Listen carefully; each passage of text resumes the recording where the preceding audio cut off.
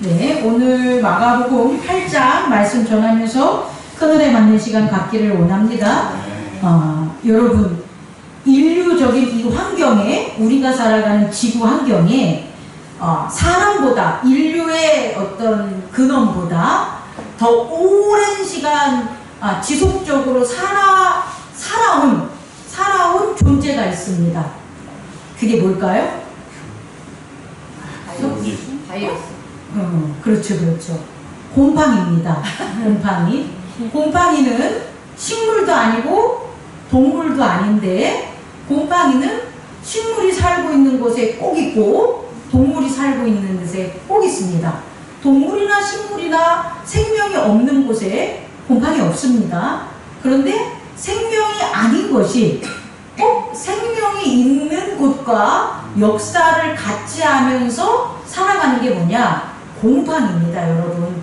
그래서요, 우리는 곰팡이의 특징 이렇게 얘기할 수도 있겠지만, 곰팡이의 힘에 대해서 여러분이 좀 먼저 깨닫는 시간을 가졌으면 좋겠습니다. 곰팡이는 힘이 있습니다. 어떤 힘이 있을까요? 번지는 힘. 네? 번지는 힘, 그렇습니다. 곰팡이는요, 두 가지 힘이 있는데, 첫 번째가 뭐냐 보니까 부패시키는 거예요. 부패. 곰팡이 말고 생명을 부패시키는 건 없습니다. 오직 곰팡이만 생명을 부패시켜요. 생명만 부패시키는 게 아니라 물질도 부패시켜요.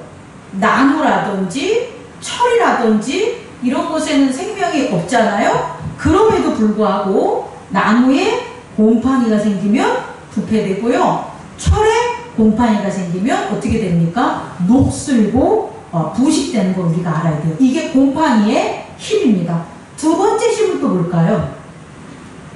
이거와는 반대적인 건데요. 곰팡이는 발효시킵니다. 곰팡이 외에 발효시키는 건 없어요. 근데 이 발효라는 게 되게 재밌어요. 부패는 생명이 없게 해가지고 아예 존재를 없어지게 만드는 것, 사라지게 만드는 게 부패잖아요? 근데 발효는요, 생명은 없는데 영원히 살게 하는 게 발효예요. 그래서 발효된 건 있잖아요. 우리가 흔히 말하는 콩이 부패예요. 그럼 콩이 어떻게 돼요? 사라져서 없어지잖아요? 근데 콩이 발효돼요. 그럼 어떻게 돼요? 콩이 곰팡이의 역사와 함께 오랜 시간 동안 영원히 존재하게 만들어요. 근데 콩은 아니에요. 이해하겠죠? 곰팡이에 두 가지 힘이 있는데 하나는 뭐다? 부패하는 거 하는 거고, 하나는 뭐 하는 거다? 발효시키는 거다. 여러분, 우리가 생명이 있는 우리들은 생명이 있다는 것은 물질의 몸이 있다는 게 아니라 영혼이 있다는 거예요. 영혼. 생명이 있다는 건 영혼이 있다는 건데, 그 영혼, 다시 말해 영과 마음이라는 만드는 을지라는 그 혼이 있는데, 그것들에게 곰팡이처럼 작용하는 게 있습니다. 다시 말해 곰팡이는 물질의 세계에서 부패시키고 발효시켜서 생명이 없지만 쭉 존재하게 만드는 힘이 있는 게 곰팡이라면, 내면의 세계에서 곰팡이와 똑같은 작용을 하게 만드는 마음이 있습니다. 다시 말해 이 마음은 우리를, 내면의 세계를 부패시키고 내면의 마음을 썩어서 사라져서 죽게 만들고, 또 이것은 어떻게 만드냐? 발효시켜서 원래는 마음의 세계가 영이 그렇지 않아야 되는데 영이 아닌 것을 영이 아니면서도 영같이 쭉 사고, 마음이 아닌 것을 마음처럼 쭉 갖게 만드는 게 있어요. 그게 뭘까요? 따라해보세요. 의심. 의심이라는 거. 이 의심이라는 게, 곰팡이가 물질의 세계에서 부패하고 발효시키는 힘이 있다면 우리의 내면의 세계에서는 의심이라는 마음이 우리를 부패하게 하고 발효해서 변질된 존재로 만드는 것을 깨닫는 저와 여러분 되기를 원합니다. 그럼 첫 번째 의심은 뭘까요? 의심은 불확실하여 믿지 않는 것을 의심이라고 해요. 불확실하여 믿지 않는 것을 의심. 그러면 의심의 두 가지 특징이 있어요. 의심은 그냥 나 의심해 이게 아니라 의심은 두 가지를 나타내는데 첫 번째는 질문이에요. question. 의심이라는 마음은 뭘 만든다고요? 질문을 만들어요. 질문을 만들어서 믿지 못하게 하는 거예요.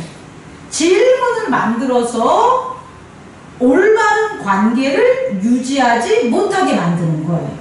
또 하나, 의심은 어떤 특징이 있냐면 좀 아까 말한 것처럼 불확실성. 의심한다는 것은 확실하다는 게 아니라 뭐가 되는 거예요? 불확실하다라는 것들을 만들어내는 거예요. 다시 말해, 의심이라는 마음의 특징은 뭐가 되냐면 question, 질문하게 만들고 불확실한 것들을 계속해서 우리의 내면의 세계에 만들어 놓는 거예요. 이것 때문에 어떤 일이 벌어지냐, 영과 우리의 이타적인 의지, 그리스도의 의지가 사라지게 되거나 혹은 어떻게 된다? 변질돼서 다른 마음으로 바뀌어지는 게 바로 의심이에요. 이 의심을 우리는 어디서 찾을 수가 있냐? 아담에게서 찾을 수가 있잖아요. 아담이 맨 처음부터 하나님의 명령에 불순종한 게 아니죠. 근데 뱀이 아담의 마음에 뭘 집어넣은 거예요? 의심을 집어넣은. 의심이 들어간 거죠. 그럼 뱀의 마음은 뭐가 되는 거예요? 의심이죠. 뱀이 뭐합니까? 아담에게 질문하잖아요. 계속 질문하잖아요. 아담이 뱀과 얘기한 다음에 그에게서 나타난 게 뭐가 될 것 같아요? 질문이 되는 거예요. 그리고 불확실해. 이게 맞아? 이게 맞지 않는 것 같은데? 라는 불확실성이 나타나게 되는 거예요. 우리 모두가 그렇습니다. 우리 안에 내면의 세계에 뭐가 들어오면, 의심이라는 마음, 곰팡이 마음이 들어오면 우리에게 생기는 게 뭐냐? 질문과 불확실. 그 불확실함이 두려움을 만드는 거예요. 그 불확실함이 두려움을 만들어서 스스로 행동하게 하는 거예요. 불확실하지 않으면 두려워하지 않아요. 그러면 순종하지 않는 행위를 하지 않아요. 그런데 불확실하기 때문에 두려워하고 지키지 않는 일을 하는 거예요. 아담이 그랬잖아요. 아담이 어떻게 했습니까? 자기의 몸을 본 것은 불확실한 거예요. 이게 뭐지? 이게 나야? 나 원래 이러지 않았는데? 그리고 숨어버리는 거죠. 그리고 자기가 하지 않아야 될 행동들을 하게 돼요. 하나님의 음성에 숨어버려요. 부르는 것에 reject, 거절하게 돼요. 또 하나는 자기 스스로 옷을 만들어서 입고 가리는 행위를 해요.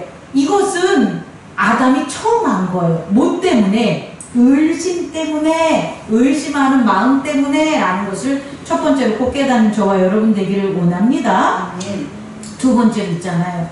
그럼 목사님, 의심이 나쁜 건가요? 그렇지 않습니다. 우리가 살아가는 세계는 사실상 이 의심 때문에 발전한다고 해도 과언이 아닙니다. 과학이라는 것은 의심 때문에 증명을 하는 거예요. 질문을 해서 왜 태양이 동쪽에서 떠서 서쪽에서 지지? 의심하는 거잖아요. 그래서 동쪽에서 뜨고 서쪽에서 뜨는 것들을 질문하다 보니까 지구도 뺑뺑 돌고 있구나. 지구만 도는 것이 아니라 지구가 태양도 돌고 있구나 라는 것들을 발견해서 증명하게 되는 거예요. 이게 질문에서 비롯되는 거예요. 다시 말해, 물질의 세계에서는 이 질문이 모르는 것들에 대한 것들을 확실하게 만드는 과학적 발전을 이루었습니다. 또요, 물질의 세계에서는요, 물질은 보이지만 내면은 안 보이죠. 그래서 내면의 세계를 찾으려고, 내면의 세계가 보여. 나는 누구인가? 내가 딱 알게 돼. 내가 그걸 확실해. 그러면 철학이라는 걸 만들 필요가 있어요, 없어요? 없죠. 없는데 우리가 살아가는 물질의 세계에서는 물질은 확실히 증명해서 보지만 내 내면의 세계는 볼 수 없기 때문에 끊임없는 나를 찾는 질문을 하는 거예요. 신을 찾는 질문을 하는 거예요. 그게 뭐냐? 철학의 발전이 되는 거예요.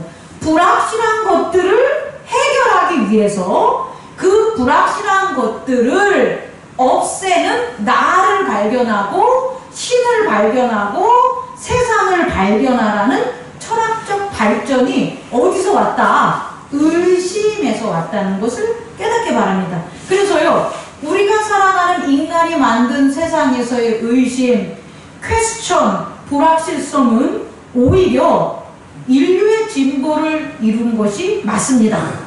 그런데 신앙의 세계에서는 그렇지 않다는 거예요. 신앙의 세계, 다시 말해 믿음의 세계잖아요.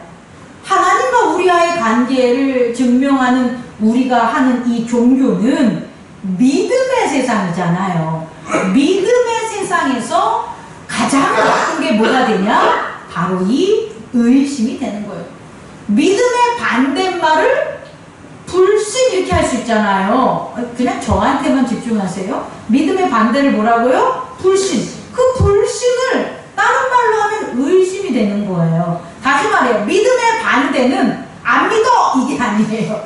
믿음의 반대는 안 믿어가 아니라 믿음의 반대는 뭐가 된다? 의심. 의심이 믿음의 반대다. 믿는 마음, 이것의 반대는 의심하는 마음이 반대라는 것을 깨닫는 저와 여러분 되기를 원합니다. 그럼 있잖아요. 두 번째인가요? 세 번째인가요? 두 번째로 있잖아요. 이런 물질의 세계를 살아가서 우리가 나타나는 게 의심인데, 이런 물질의 세상에서 믿음을 하는 게 종교잖아요. 그러면 여러분 잘 생각해 보세요. 의심이 이렇게 과학적 검증이나 철학적 논증으로 있는 세계에 종교적인 신앙을 가져야 되는 거잖아요. 이게 어떻게 보면 이율배반적인 거잖아요. 불가능한 거잖아요. 그죠? 질문을 해야지만 증명이 되는 거잖아요. 그리고 불확실한 것들을 확실하게 만들 어떤 법적 존재의 발견이 있어야 되잖아요. 근데 그런 세상에 우리가 살아가면서 내면의 세계에 존재하는 나와 하나님 아버지를 믿어야 되는 믿음의 세계를 또 지향해야 되는 거잖아요. 추구해야 되는 거잖아요. 이게 가능합니까? 이게 되게 어려운 거라는 거예요. 제가 얘기하고 싶은 것은, 우리가 살아가는 세상은 의심을 해야지만 우리가 잘 살 수 있다고요. 그런데 우리가 살아가면서 신앙생활을 하는데, 신앙생활은 의심을 하면 돼요? 안 돼요? 안 되고 믿음이 필요한 거잖아요. 그래서 이 세상, 의심의 세상을 살아가는 자들이 찾아낸 방법이 있다는 거예요. 어떤 것? 의심의 세상을 살아가면서 신앙적인 것을 추구하려고 만든 두 가지가 있다는 거예요. 그게 뭐냐? 고린도전서 1장 22절 한번 찾아보세요. 고린도전서 1장 22절. 자, 찾으셨으면 아멘. 누가 한번 읽어보세요. 고린도전서 1장 22절 시작. 하나님의 지혜는 지혜 있어서는 22절 유대인은 표적을 구하고 헬라인은 지혜를 찾으나. 아멘. 왜 유대인은 표적을 따르고 왜 헬라인은 지혜를 따르냐는 거예요. 유대인이나 헬라인은 둘 다 종교적으로 헬레니즘 문화와 그 다음에 유대 철학, 유대 문화, 헤브라임 문화를 만든 아주 양대 두 개의 아주 특별한, 뭐랄까, 지성의 지성의 종합체라고 볼 수가 있다고요. 헤브라임과 헬레니즘은 인류 역사에 완전히 커다란 영향을 미쳤는데 단순히 종교적인 것만 미친 게 아니라 어떤 걸 미쳤냐면 과학, 문화, 기술, 천문, 인류 발전에 있어서 가장 근원적인 근간이 되는 그와 같은 문화의 진앙지라고 표현해도 다를 게 없다는 거죠. 잘못된 게 아니라는 거예요. 그러면 이들이 유대인들은 표적을 구한 이유가 뭐냐는 거죠. 유대인들은 의심하는 물질의 세상에서 하나님을 뭐하기 위해서, 믿기 위해서 그들이 따른 게 뭐가 되는 거예요? 표적이 된 거라는 거예요. 표적이 그들에게 없었다면 그들이 이런 물질의 세계, 의심의 세계에서 어떻게 유일하신 하나님을 믿고 살아갈 수 있겠냐는 거예요. 못합니다, 여러분. 그들은 그들의 몸이, 그들의 삶이, 생각이 영혼이 아니라 그들의 몸이, 그들의 생활이 직접적으로 살아계신 하나님, 유일하신 하나님과의 경험이 있다라는 거예요. 그게 표적이에요. 그 표적이 구약에 나오는 아브라함부터 일어난 그들의 장자와 장자들에 대한 하나님에 대한 그런 섬김의 재단이 되는 거고, 또 모세의 율법과 이스라엘인들이 하나님 백성 돼서 가나안을 땅으로, 약속의 땅으로 간 그 모든 것들이 유대인에게 있어서는 뭐가 되는 거예요? 표적이 되는 거예요. 이해할 수 있겠습니까? 유대인들은 물질의 세계에 존재하는 의심을 사라지게 하기 위해서, 없애기 위해서, 질문하지 않고 불확실하지 않기 위해서 뭘 구하는 거예요? 표적을 구했다는 거예요. 이건 오늘날 우리에게도 적용이 돼요. 어떤 사람들 보면, 야, 나 하나님 살아계신 거를 갖다가 나는 의심하지 않아? 야, 나는 오늘 죽어도 나는 천국 갈 거야. 확실해! 이런 사람 있잖아요. 그럼 그런 사람들의 그 근거가 뭐냐고 보면 자기만의 뭐가 있는 거예요? 표적이 있는 거예요. 자기만의 회개의 표적, 은사의 표적, 사역의 표적, 직분의 표적, 살아계신 예수 그리스도가 자기를 살린 것에 대한 삶의 표적이 있는 사람은 교회에 나오는 거에서 질문하지 않아요? 왜 나가야 되는데? 왜 우리가 헌금을 내야 되는데? 우리가 왜 서로 섬겨야 되는데? 왜 목사님을 따라야 되는데? 이 질문 안 해요, 여러분. 뭐가 있으니까? 표적이 있으니까. 근데 표적이 없는 사람은 어떻게 되는 거예요? 질문하는 거죠. 왜요? 아, 왜 해야 되는 건데요? 아, 왜요? 아, 싫어요. 끝. 이해할 수 있겠죠.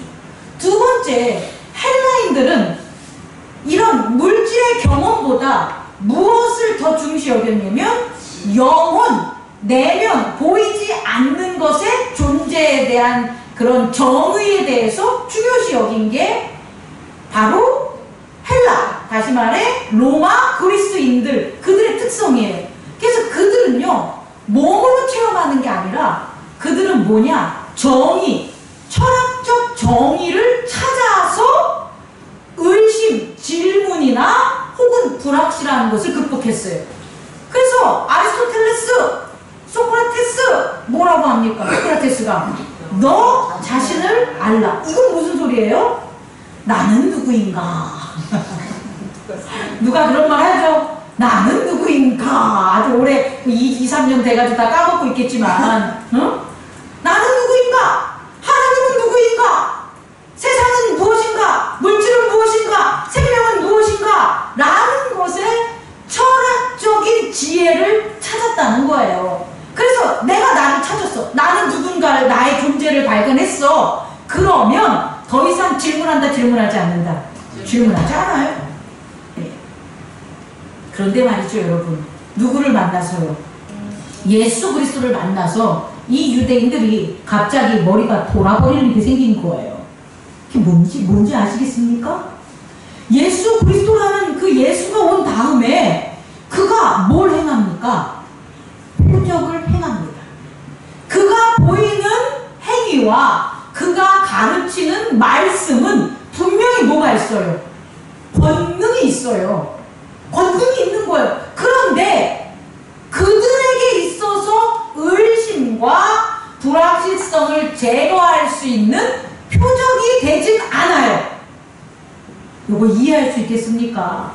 예수 그리스도를 유대인들이 만났는데 예수 그리스도에게 왜 표적을 구하냐면 그들은 예수가 하나님의 아들이라는 걸 의심하기 싫어. 질문하기 싫어. 불확실하기 싫어. 확정되고 싶어. 믿고 싶어. 그런데 예수가 그렇게 합니까? 안 합니까? 안 한다는 거예요. 그들의 의심이나 불확실성을 제거해 줄 수 있는 표적은 보이지 않아. 그런데 그가 하는 것엔 권능이 있어. 그러니까 그들은 예수가 보이는 하나님의 아들이란 표적을 보고도 예수가 하나님의 아들임을 알지 못하는 그와 같은 일들이 벌어진다는 거예요. 그래서 예수를 꺼리는 거예요.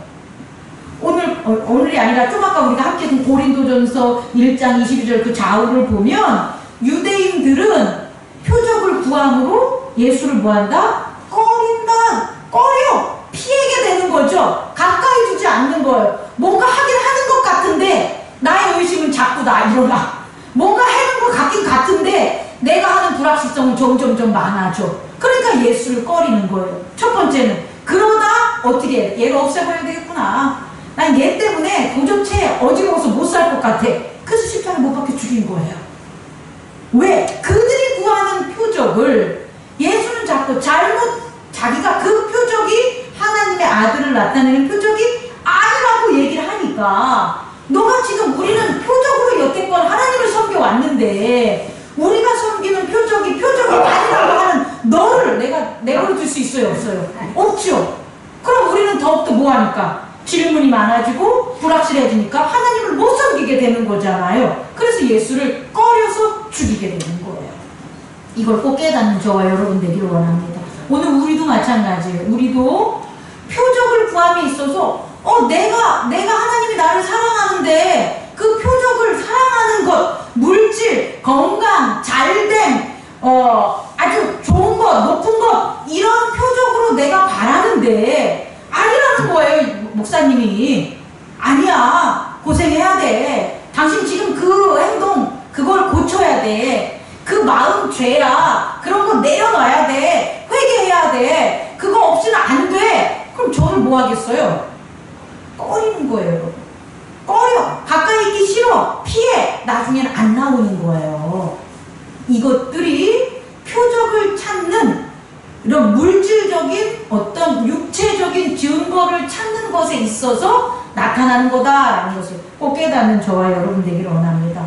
또 이런 사람만 있는 게 아니라 헬라인들은 뭘 찾는다? 지혜를 찾는 거예요. 자 보세요. 오늘 말씀을 보면 뭐라고 나오냐면 뒷부분에 이렇게 나와요. 선생이냐? 법률가냐? 논쟁자냐? 이런 얘기를 해요. 여기 나오나? 그런 거 어디 나오나? 안 나오나? 내가 뒤에서 나오나? 이게 무슨 말이냐면 헬라인은 우리 빌라도가 예수님을 치조할 때 여러분 기억나는 질문 있어요? 빌라도가 예수님을 치조할 때 뭐 여러 가지 얘기들은 다른 법정에서 사람들이 묻잖아요. 근데 빌라도는 계속해서 그가 물은 게 있어요. 그게 뭔지 알아요? 유대인의 왕. 이거 유대인의 왕이냐? 이거 뭐예요? Who are you? 너는 누구냐? 묻는 거예요. 그래야만 확실해지는 거예요. 아내가 꿈을 꾸던 그가 뭐라던 그 중요하지가 않아요. 헬라인들은 너 누구니? 너가 유대인의 왕이니? 그러면 나는 유대인이라고 왕이라고 말하지 못하지만 나를 유대인의 왕이라고 하는 사람이 있어서 그러다 이렇게 얘기하잖아요. 예수님이. 이 얘기는 그들에게 중요한 게 아니야. 너 누구냐 그러면 내가 유대인의 왕이냐? 나 유대인의 왕이야.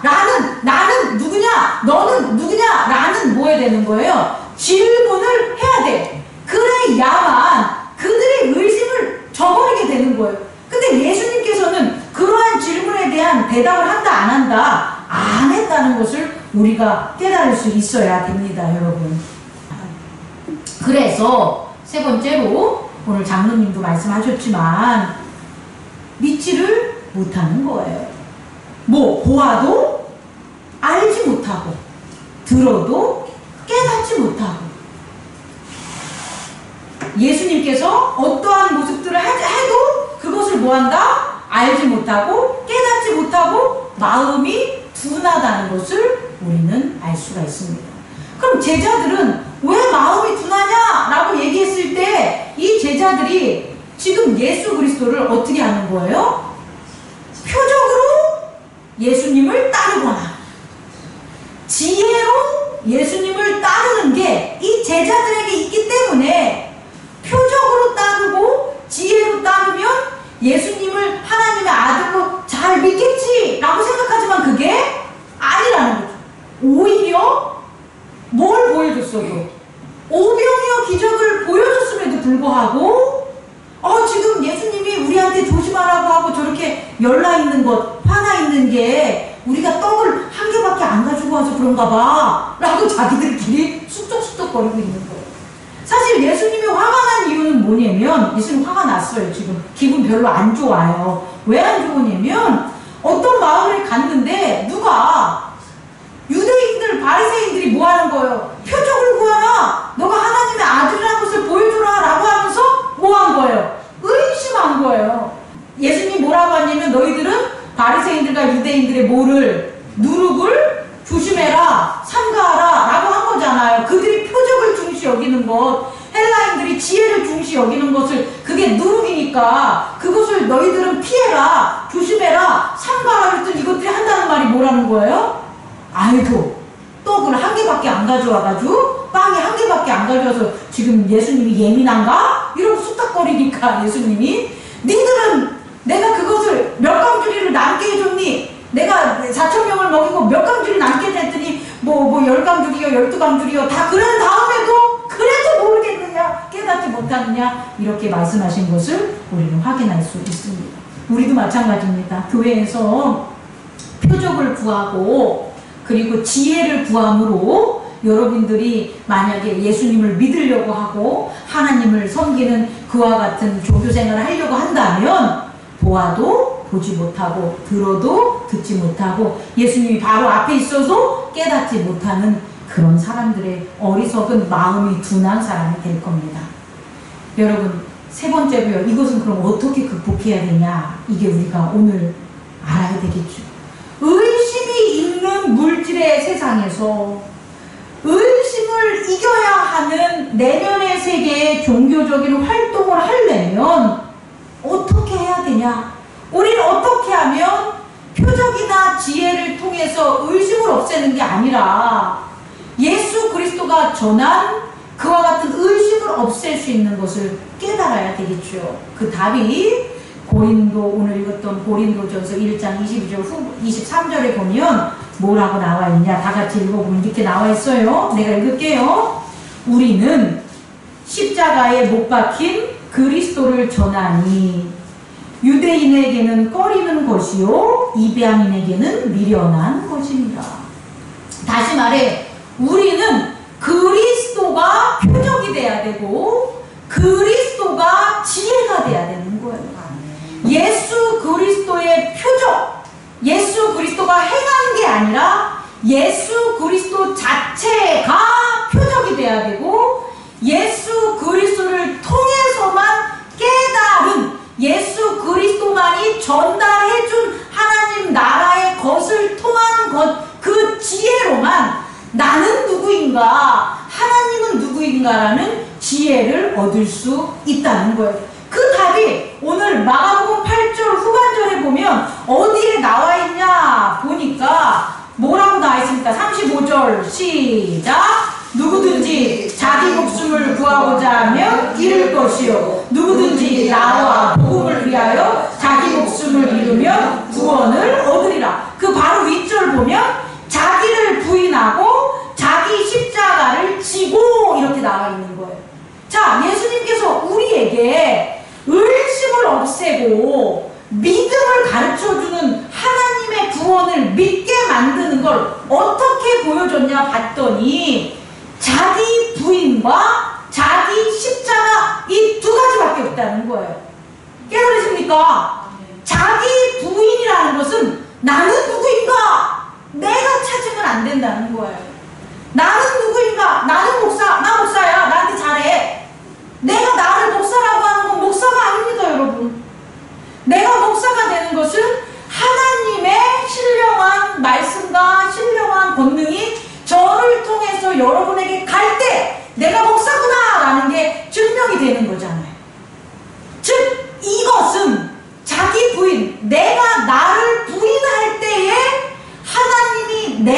정해주신 나가 나타난다는 거예요.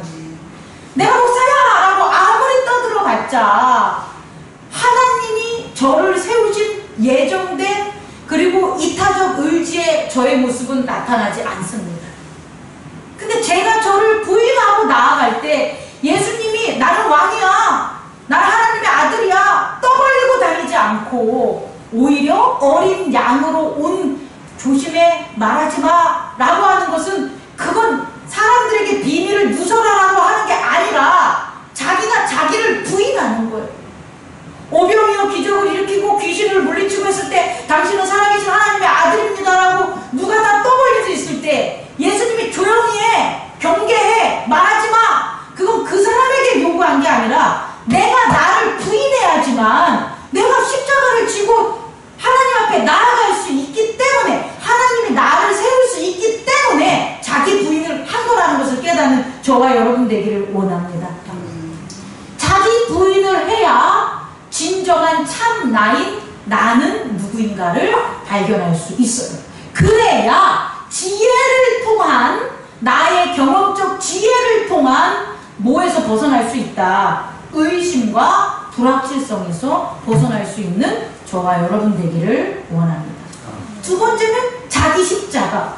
표적을 그렇게 구한 유대인들에게는 뭐가 필요한 거예요? 자기 십자가. 자기를 제물로 드려야 되는 거예요. 자기를 헌신하지 않는 이상 표적은 나타나지 않아요. 제가 신령한 권세가 있어서 여러분들 앞에서 잘 먹고 잘 살고 아름답고 크고 놀라운 것을 제가 여러분에게 나타난다 할지라도 여러분들이 자기 희생과 자기 십자가가 없으면 못 봐. 뭔데? 아이고 목사님은 또 자기 자랑하고 앉았네. 나는 힘들어 죽겠는데, 난 일도 더럽게 안 되는데, 나는 내 새끼가들이 진짜 말도 더럽게 안 듣는데, 난 돈도 없는데, 목사님이 나 같은 삶을 살아봐. 그래야 날 이해할 수 있지. 이렇게 변명하고 살아가는 거예요. 여러분, 자기 십자가를 지셔야 됩니다.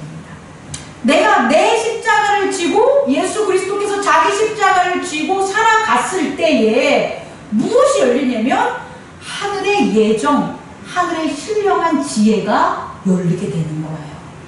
내가 나를 희생해서 하나님 앞에 안 드렸는데 어떻게 하늘의 것들이 내가 볼 수 있겠고 내가 알 수 있겠어요? 못합니다. 내가 희생되지 않으면 내 죄 때문에 하늘의 것들은 가려지게 돼요. 하늘의 지혜들은 막히게 돼요. 모르게 됨을 깨닫는 저와 여러분 되기를 원합니다. 말씀을 마치려고 합니다. 물질의 세계는 뭐의 세계다? 의심, 불확실한 질문의 세계다. 이 세계 속에 우리는 예수 그리스도를 통해서 하나님 한 분, 우리의 구원은 자이신 하나님을 믿어야 된다. 근데 어떻게 믿을 건가? 유대인들은 표적을 구했고 헬라인들은 지혜를 구했지만 그들은 눈앞에 있는 예수 그리스도를 몰랐다는 거예요. 그럼 그들이 구한 표적과 지혜로는 우리는 신앙생활을 할 수 있다 없다? 없다. 우리 몸이 말을 안 들어. 우리 마음이 말을 안 들어. 그런데 유일하게 예수 그리스도가 하신 자기를 부인하는 것, 그게 표적이 되는 거고, 아니 자기를 부인하는 게 그게 맞지. 자기를 부인하는 게 그게 지혜가 되는 거고, 나를 부인함으로 하나님을 알 수 있는 그런 지혜가 생기고, 자기 십자가를 짐으로 그게 뭐가 되는 거예요? 표적이 되는 것. 하나님의 놀라운 일들이 벌어지고 우리를 살리신다는 증거가 나타난다는 게 자기 십자가임을 깨닫는 저와 여러분 되기를 원합니다. 기도하겠습니다.